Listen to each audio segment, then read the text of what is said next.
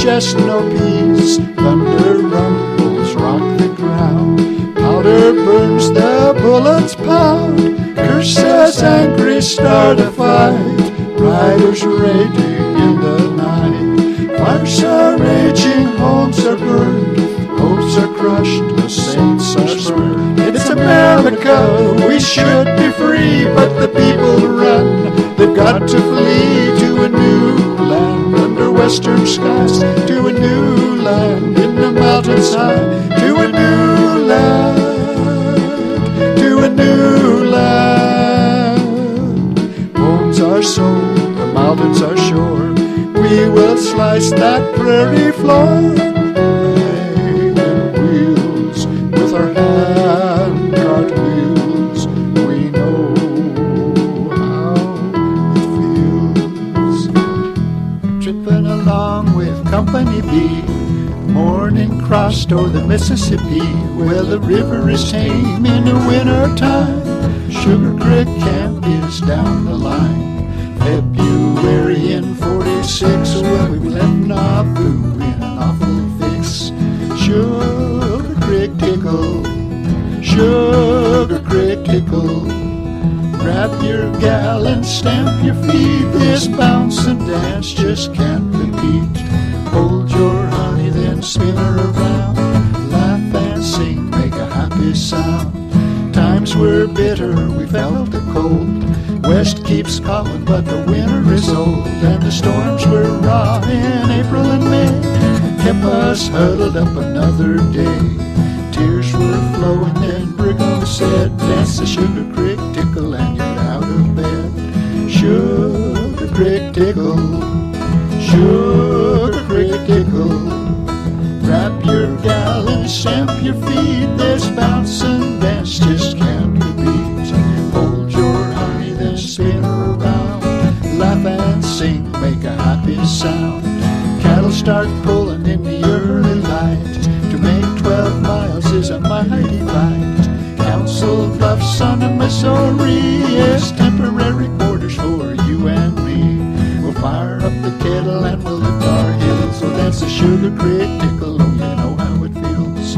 Sugar Creek tickle, Sugar Creek tickle. Grab your gal and stamp your feet. This bounce and dance just can't be beat. Hold your honey, then spin her around. Laugh and sing, make a happy sound.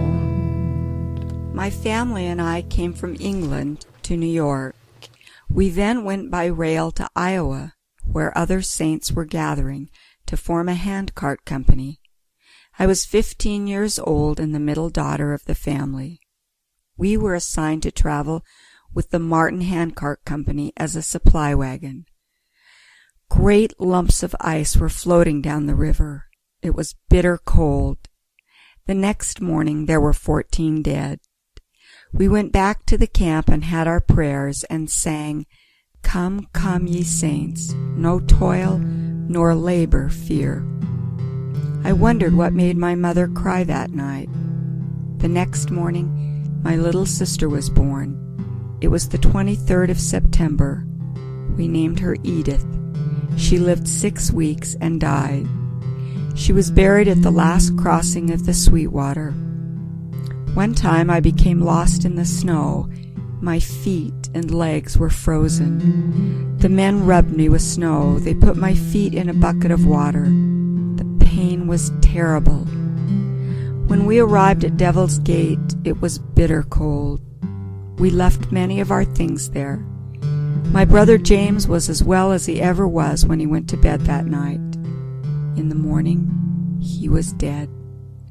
There were times when 6, 8, or 10 died in a single night. Each morning the dead were buried beside the trail. One night, 18 died. The ground was frozen hard and the snow was so deep that one large grave was dug and all were buried together.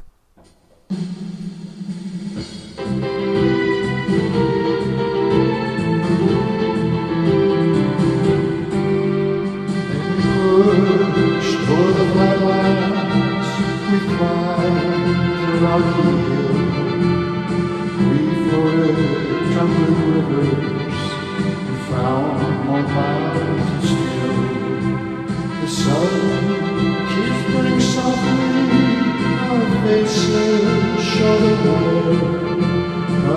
western lands he called here. We'll build our Zion there. We lifted through the canyon walls. We daily touch the sky. We're living with the eagles now. It's here. We've got to try. Immigration is the canyon sweet. It's coming soon, they say. We then see the valley, but hope we will not stay. But Brigham gazes slowly. He says this is the right place. It's here the God of England will build an open place. We lifted through the canyon walls. We daily touch the sky. We're living with the prophets now. It's here. We've got to try.